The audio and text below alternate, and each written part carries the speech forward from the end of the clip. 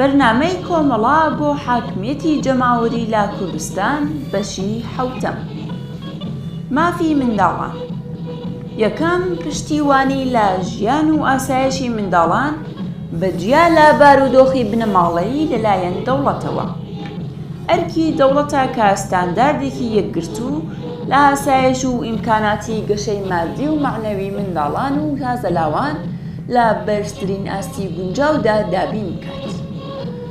دووهەم پێدانی یارمەتی پێویست و دابینکردنی خزمەتگوزاری بە خۆڕایی پزیشکی و ئامۆزشی و فەرهەنگی بە مەبەستی گەڕانتی و ستانداردی ژیانی منداڵان و تازەلاوان سەربەخۆ لە هەلومەرجی بنەماڵەیی، دابینبوونی ئەرکی پەروەردەی زۆرە ملی هەتا تەمەنی 16 ساڵ.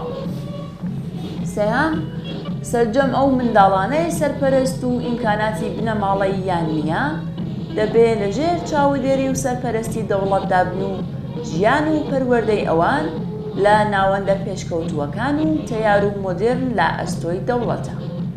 چوارەم دروستکردنی دایەنگا بە ئیمکاناتی گونجاو بە مەبەستی بوارڕەخساندن بۆ سەرجەم منداڵان لە شوێنێکی زیندوو و داهێنەرانەی پەروەردەیی و کۆمەڵایەتی جیا لە هەردوو مەرجی بنەماڵەیی. پێنجەم منداڵان چه ئەوانەی لە ژیانی هاوسەرەتیدا دەبن یان لە دەرەوەی ژیانی هاوسەرەتیدا دەبێت بە تەواوی مافی وەکو یەک و یەکسانیان هەبێت.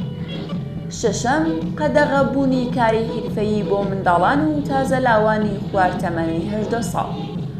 حەوتەم قەدەغەبوونی هەر جۆرە ئازاردانێکی منداڵان لە بنەماڵە، قوتابخانە و دامەزراوەکانی پەروەردەیی و لە ئاستی کۆمەڵگادا بەگشتی.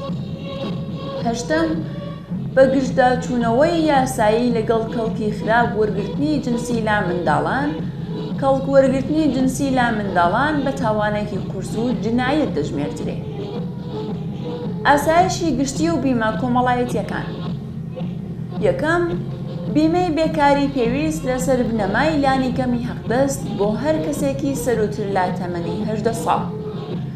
دووهەم دابینکردن و تەزمینی شوێنی نیشتەجێبوونی گونجاو بۆ سەرجەم تاکەکانی کۆمەڵگا.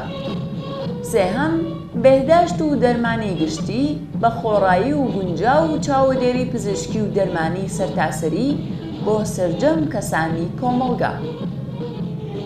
چوارەم خوێندنی بە خۆڕایی لە سەرجەم بوارەکان بۆ هەموو کەس، ئیجباری بوونی پەروەردە هەتا تەمەنی 16 ساڵی و بەرنامە ڕێژی بەپەلا بۆ لەناوبردنی نەخوێندەواری.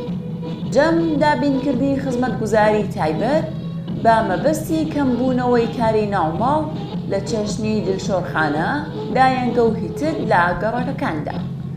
شەشەم دابینبوونی ژیان، ئاسایش، گەشت و گوزار و پەروەردەی منداڵان لەلایەن دەوڵەتەوە بەجیا و سەربەخۆ لە هەلومەرجی بنەماڵەیی ئەوان. حەوتەم دابینکردنی ژیان و ئاسایشی کەمەندامان و تەرخانکردنی ئیمکاناتی پێویست بۆ بەشداریدانی کۆمەڵایەتی ئەوان لەلایەن دەوڵەتەوە. هەشتەم دابینکردنی ژیان و ئاسایش بۆ بەساڵاتچووان و تەرخانکردنی شوێنی گشتی و گونجاو بۆ پاراستنی ئەوان. نۆهەم هەڵوەشاندنەوەی هەر جۆرە ماڵیاتێکی ناڕاستەوخۆ. دەهەم قەدەغەبوونی هاوسەرەتی کوڕان و کچانی کەمتر لە 18 ساڵ و ئازادبوونی هەموو کەسی ژوورتر لە 18 ساڵ تەمەن لە پێکهێنانی بنەماڵە بە بڕیاری خۆی.